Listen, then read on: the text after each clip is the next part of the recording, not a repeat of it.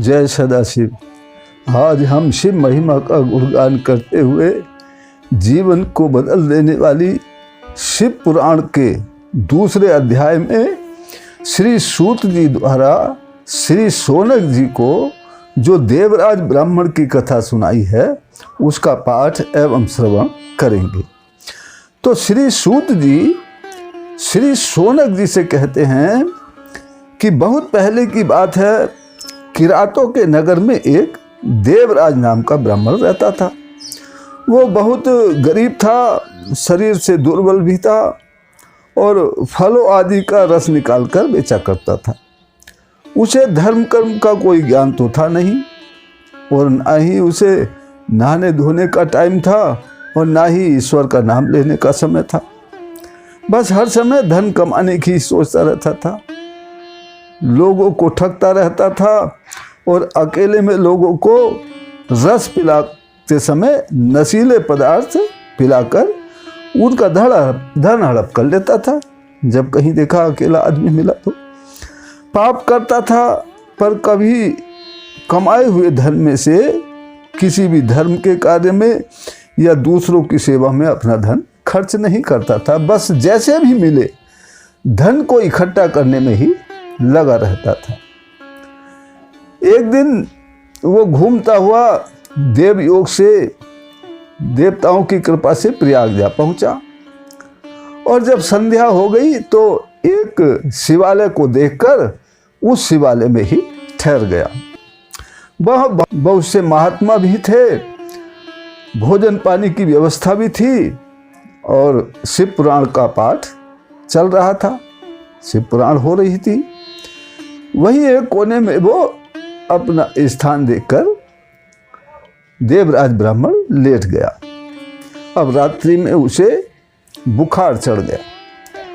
बुखार से बहुत पीड़ा होने लगी और वो इस कदर बुखार से पीड़ित हुआ कि कहीं और ना जा सका, बस वहीं पड़ा पड़ा शिव पुराण का पाठ सुनता रहा।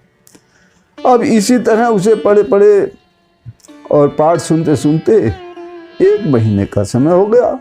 अब 1 महीने तक शिव पुराण का पाठ, शिव पुराण कथा जैसे ही उसने सुनी तो उसका चित्त विकार नष्ट हो गए।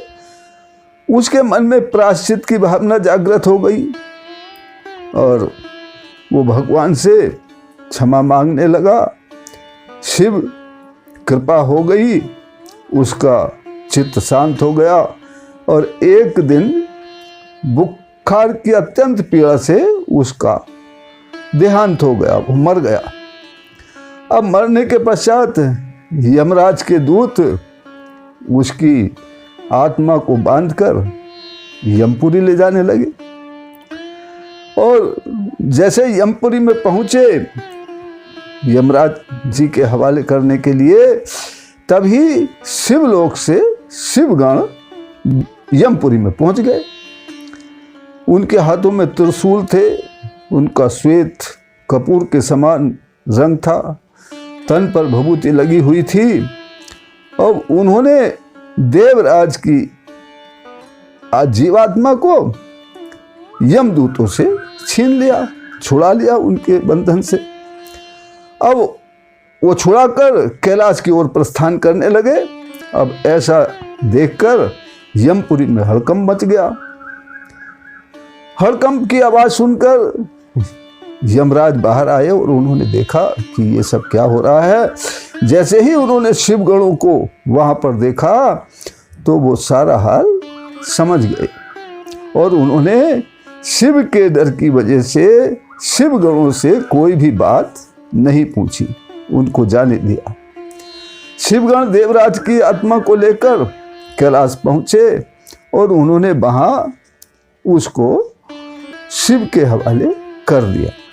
इस प्रकार से सूत जी ने जो देवराज ब्राह्मण की कथा शौनक जी को सुनाई तो बताया कि जो मनुष्य पाप, दुराचार, काम, क्रोध, मद, लोभ से निरंतर डूबे रहते हैं, निरंतर उसमें विचरण करते रहते हैं, वे भी यदि शिव पुराण की महिमा या शिव की महिमा का श्रवण करते हैं या शिव पुराण की कथा को सुनते हैं तो उनका चित्त विकार रहित हो जाता है, वे पाप मुक्त हो जाते हैं, उनका कल्याण हो जाता है।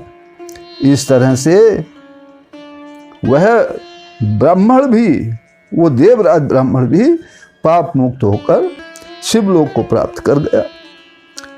इसलिए हमें भी 5 मिनट का समय निकालकर जरूर शिव महिमा का गुणगान या शिव महिमा का श्रवण करना चाहिए।